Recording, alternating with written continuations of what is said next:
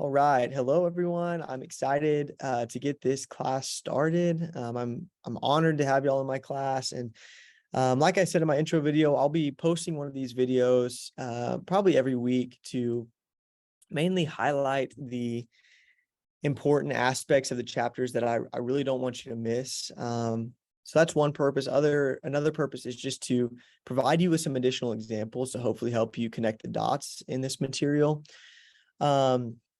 I will not be going through all the material you've read. Like I said in my intro, I'm not interested in wasting your time.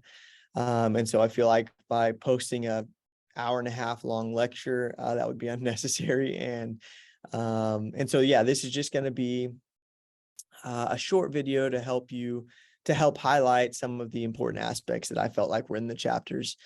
And so with that said, we're just going to jump in. And really the first thing I want to provide you with is really just to start thinking about what is marketing. I've been in marketing for a long time, and it took me a while to actually nail down how I define what marketing is. And so people all the time would come up to me and ask me what I did or something and say, oh, I'm in marketing, or I'm a marketing student, I'm going to be a marketing professor, whatever. And they would say, oh, you're in marketing, you must be a great salesman. And the truth is, I'm a terrible salesman. I couldn't sell you anything. I hate the conflict of selling. It's just not for me. And so marketing is not just sales, against popular belief. And you're going to hear this a lot. You'll also hear marketing's advertising. Oh, you make a lot of commercials, or you make print ads and things like that. And while advertising is a part of marketing, marketing is so much more than this. You'll also get, okay, marketing's persuasion. Oh, you must be good at persuasion. You must be able to get people to buy whatever you want, or get people to think whatever you want them to think. And again, persuasion is part of marketing, but we're not just out there to try to persuade people to buy our products. And even on a more extreme line, people will say, oh, you're really good at tricking people, or they have this view of marketing that we're just out there trying to get this secret data about them and use it against them and trick them and change their motivations and all this stuff. And really, people just have this stereotypical view of marketing that really isn't consistent with what we do. And to some degree, all of these things are a part of marketing. Probably not tricking. We're not tricking anybody, but we are using people's motivations and their beliefs and their values to market something to them. And so with all these misconceptions, I wanted to provide you with just a very simple definition of marketing. And this is how I define it, is that marketing is this process of entering in an exchange relationship for value. So what does this mean? It basically means that there are two things necessary. One is a relationship, and two is an exchange of value. So we might enter a relationship with another person, a customer, but we also may enter a relationship with another business or an organization. And as a result of that relationship, we are exchanging value with one another. So the value that we provide is our product or service. The value that either that customer or that organization provide to us is money, is revenue, or loyalty. They might come back and purchase again. So all of this to say, I just wanted to provide you at the very onset of this class with a simple definition of marketing. So if people, which they will, are going to come up and say, oh, you're a great salesman. Oh, you just do advertising. Oh, you trick people, or you persuade people. You can say, no, actually, marketing is more along the lines of this. We're just trying to provide value to people that we're in a relationship with.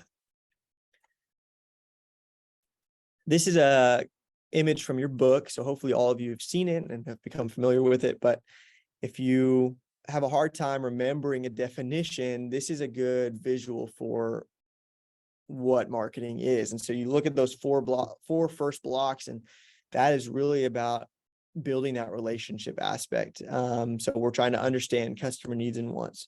We're designing the value that our customers do want.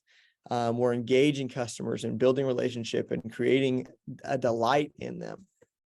And then we're building a marketing program that ultimately starts to build this value. And that fifth block is the value aspect. It's we are exchanging this value, loyalty or equity and profits for us, products and services for our customers. And so I wanted to give you the definition, but also this visual to kind of remember what marketing is. And I encourage you to remember this because you're going to get asked a lot and you're going to encounter a lot of those misconceptions of what marketing is. And this is a good tool to combat that and say, no, we're not just out to trick people. We're not just out to persuade people, but we're out to build relationships with people and provide them with value. So with that definition, we kind of want to start thinking about how do we market? And you read a little bit about this in your book this week, and it really boils down to who are we in a relationship with? And then what we'll get to in a little bit is what value do we provide for them? Those are the two questions. It's simple. And so this idea of who are we in a relationship with boils down to, and hopefully you read this, segmentation and marketing. And so just as targeting. And so we can look at an example such as airlines. And so we look at companies like JetBlue and Spirit. Those are just two I picked. And we start to think about who are we in a relationship with in regards to this. And so you think about the entire market for airlines. It is people that fly, airline passengers. But we cannot just market to all airline passengers. You can't possibly please everybody. And so that's where we start getting into this segmentation and targeting. So segmentation is just this process of breaking the entire market into similar groups. So we look at all airline passengers. That's the whole market. How do we break that into similar groups? Well, we could do it based on gender, male and female. We could do it based on family orientation. So, okay, these people have a family, are married and have kids. These people are single. We can do it based on socioeconomic status. So these people are in the top 5% of socioeconomic status. These are in the bottom 20%. We could look at race. We could look at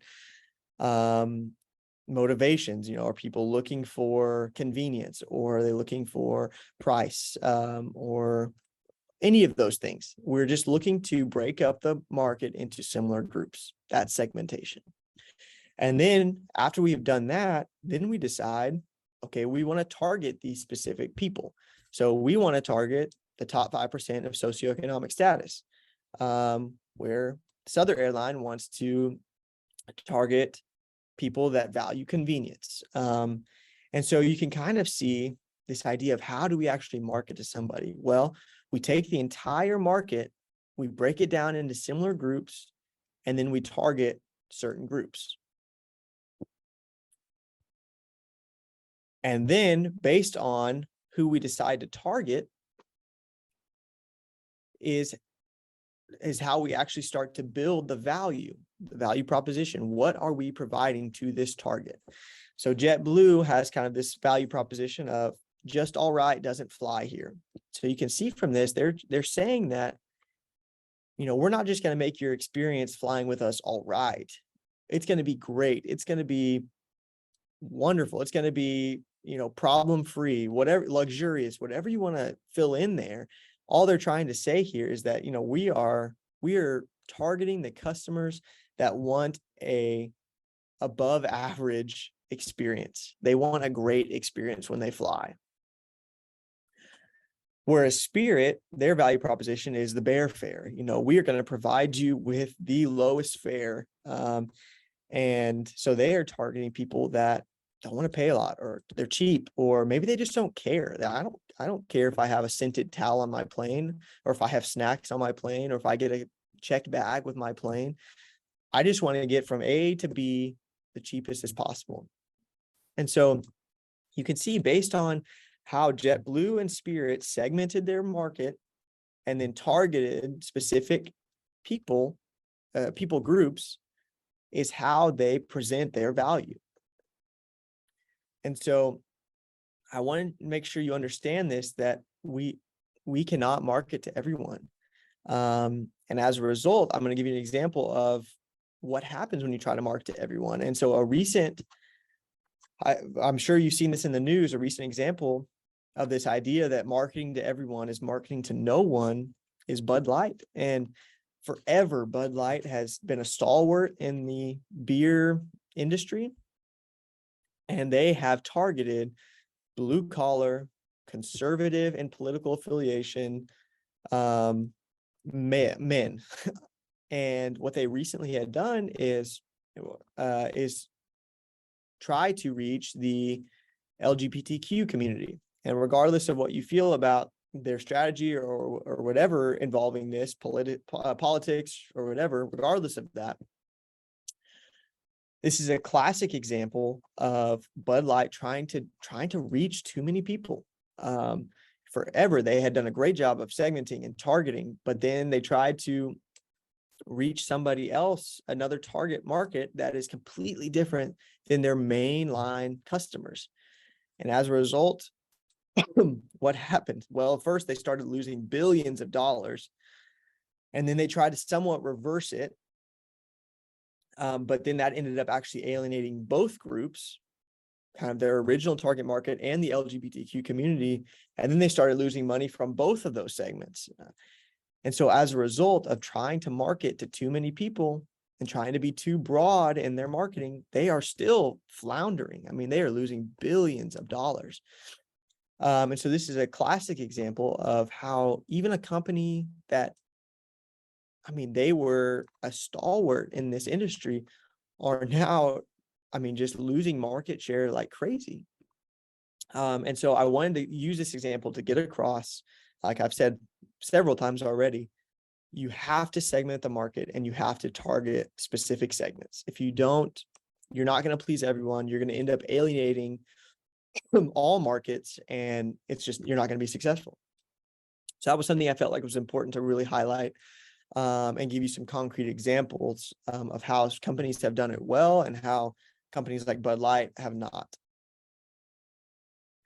So the last kind of area that I wanted to speak into a little bit is the marketing mix. And you're going to hear this if you haven't. I assume this is the first marketing class y'all take, but you're going to hear this in every marketing class moving forward, is the marketing mix. And this is a tried and true strategy, kind of this tool belt that marketers use to target their customers and position their products and services. It's been used for decades, and it won't change. But there is this kind of recent emergence of some other factors that we need to consider beyond product, place, promotion, and price. And it's this idea of the 7 Ps. So we still have our same product, place, price, promotion, but now we have people, we have process, and we have physical environment. So aside from these original 4, we have to think about the people in our offering, in our company, which is, who do we employ? How does the management run? What's the culture like in our company? And then how do we actually provide customer service? You know, is it online? Do we have dedicated people for customer service? What's the culture like in our, do we all get along? Do we all work together? Are we very fragmented? These types of things are important because based on how your company runs from internally, from the people aspect of it, it really flows out to your product and to your service towards your customers. The second one is process, and this is kind of to more incorporate the service-oriented businesses. So the original marketing mix was heavily tailored towards products. So we added in process to start thinking about how do we provide our services? And as a result, how do consumers actually consume our services? What is the process of getting our services to our customers? And then once they are there, what is our process of delivering our services to our customers? And then finally is the physical environment. So it extends along place. It's not just talking about where we are, but it's kind of how the vibe of our place. So do we use smart technology, which is a relatively new thing? what does it look like? Is it a hole in the wall? Is it more modern? The decoration aspect, the aesthetic. Is it comfortable? Do we provide comfortable facilities for our customers? What facilities do we provide for our customers? Even simply going down simply to, do we provide a bathroom when people come in? Things like that are things that we have to think about in regards to our physical environment. And so you're going to hear the 4 P's moving forward, 4 P's marketing mix. What I encourage you to do is to extend it and think about the 7 P's. So even when your next professors or whoever are telling you about the 4 P's, you don't have to correct them or anything, but internally I would be thinking about the 7 P's: product, place, price, promotion, people, process, and physical environment. I think this provides you with a more holistic view of a marketing strategy and will help you answer and address some blind spots that the original marketing mix leaves. So with that said, this is that short presentation that I'm going to do every week. That will be similar to this, where I just pick and choose a few different topics from the book that I feel like are important and need to be highlighted or explained a little further. With that said, that's all I have for you. Please, I hope you have a great week. If you have any questions, let me know. I'm here as a resource for you. Reach out. I want to help you however I can. And I just wanted to leave you with this verse from 2 Corinthians, which just says, "The grace of the Lord Jesus Christ and the love of God and the fellowship of the Holy Spirit be with you all." So praying this for you all this week, that you will experience the love of God. I pray that you feel known and valued by God as well as by me. And that you were able to fellowship with the Lord, but also with one another as you go throughout this week. So again, if you have any questions, let me know. If not, I hope you all have a great week.